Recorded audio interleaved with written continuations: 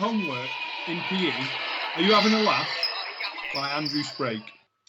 This short scripted play seeks to illustrate a rather troubling experience that I had as a PE teacher. The aim of the performance is to breathe methodological life into what has become a pivotal moment for me, both personally and professionally. The script itself was written as a reflexive account of the events as they unfolded. But perhaps more importantly, it represents the value of reflexivity. The story told here could quite easily have been passed off as an insignificant exchange between PE teachers. However, deep reflection on these incidents has in fact served as a major catalyst in my professional development, not least because it spawned the initial ideas for my PhD. But I'm also here now going public with this story and challenging myself to share what I hope is a simple yet thought-provoking story about homework in PE. My name's Andrew Sprake and I'm the narrator.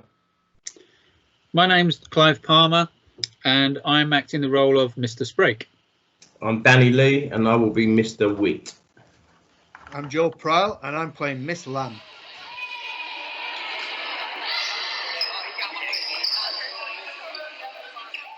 It was a normal day in the school. The sports hall was alive with sound, as the squeaking of pupils' trainers gripping the sports hall floor reverberated around the hall. The echoing sound of pupils' laughter and enjoyment was an everyday normality for Mr. Sprake, and as their PE lesson came to an end, the Year 8 pupils quickly gathered around him for a final plenary. The pupils were given the routine spiel about getting changed quickly so they could leave early for break, on time and on the bell. Only this time they were asked to bring their homework with them for Mr. Sprake to collect. Having changed from their PE kit into their regular school uniform, pupils began to filter out of the changing rooms and lined up on the sports hall floor, cross-legged with arms folded. By this point, most of the other PE teachers were gathering in the sports hall, ready to dismiss their pupils. Homework in hand, each and every pupil in Mr. Sprake's class had completed the homework task which had been set the week before.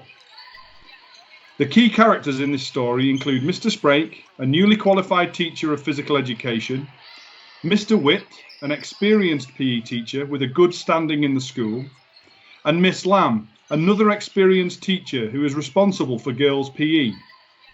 Other than Mr. Sprake, all characters in this script have been given pseudonyms to protect their identity whilst bringing the story to life. The scene begins with Mr. Sprake addressing his class.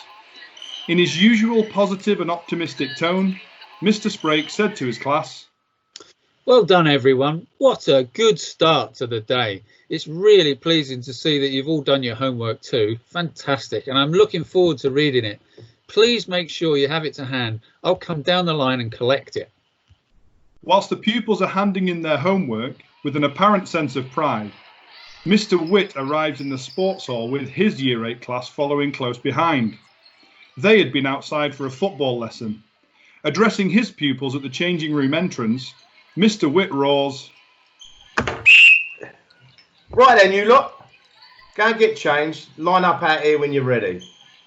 Meanwhile, he sees Mr. Sprake collecting the homework from the pupils in his class. Gobsmacked and amazed, Mr. Witt approaches Mr. Sprake in the sports hall and in front of all the pupils cries, Sprakey! What on God's green earth are you doing, lad? Oh my God. No.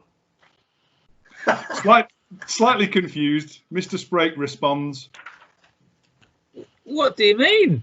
I'm just collecting homework in from last week. Why? With his arms flailing and his jaw dropped, Mr. Witt's body language resembled an angry Italian chef. He snatched the pupil's homework from Mr. Sprake's hands and continued with the interrogation. Man alive, homework in PE.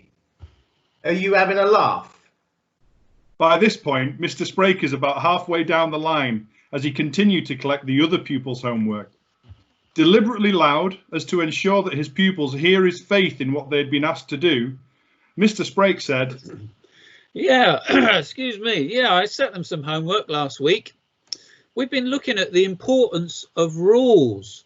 in PE and sport, and why rules matter outside of sport and in society in general.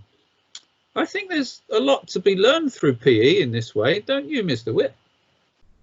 Pausing for a moment in disbelief, Mr. Witt then turned his back on Mr. Sprake and began walking towards the PE office, still clutching the homework he'd taken from his colleague. The PE office is visible from the sports hall, so the pupils could see and hear everything. Whilst marching towards the PE office, Mr. Witt bellowed,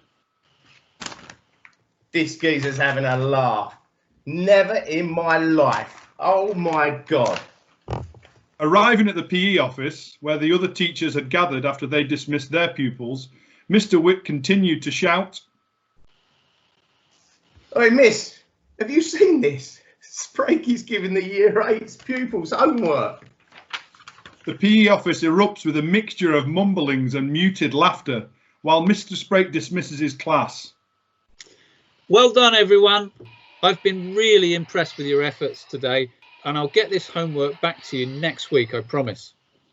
Meanwhile, repeating himself in order to ensure that all of the PE teachers hear the homework saga, Mr. Witt cries, "Just have a look what Sprake is doing now. Homework in year 8 PE class." The volume of over 30 pupils walking out of the sports hall was not loud enough to drown out Miss Lamb's reaction. Oh my God. No way. No way. Sprakey. No. What you doing? Mr. Witt exits the PE office, still clutching the pupils' homework as though it was a piece of evidence in a court case. Making his way to the boys' changing rooms, where the male staff room is located, Mr. Witt slammed the homework on a disused table and claimed, "I've seen it all now, Sprakey. Unbelievable." The sports hall had fallen silent. The pupils had left. The pupils had left, and most of the PE staff were relaxing in the staff room. Mr. Sprake followed Mr. Witt into the male staff room, and the conversation continued. I honestly don't see what the issue is. It's literally just some homework. Every subject in school has homework. "Yeah, but Sprakey, son, you're new. You're young and you're ambitious. I get it. But let the experienced teachers give you some advice. It just can't happen, mate. I mean, have you ever thought about the workload involved in this? We do enough fixtures already as it is. Homework just doesn't belong in PE." This is where Mr. Sprake's inner dialogue began, asking questions such as, what message does it send to the pupils if PE teachers are mocking the idea of homework in their subject? What message does it send to the school hierarchy, who already view PE as a less important subject with a lower academic status? What message does it send to the wider community about the educational value of PE? Each pupil had completed the homework task without question and to the best of their ability. Perhaps it's not the pupils who are resistant to doing things a little differently, but rather it's the staff who are unwilling to change. A sad part of this story is that the incident discouraged Mr. Sprake from setting PE homework again. Incidentally, it was during a staff meeting later in the day that the PE staff were informed at short notice that the sports hall will be taken off them during the coming days due to mock exams. With a clear disdain for the way in which PE is viewed in school, Mr. Witt asked furiously, "Oh, for God's sake, again. Why are we always bottom of the pile?" The end.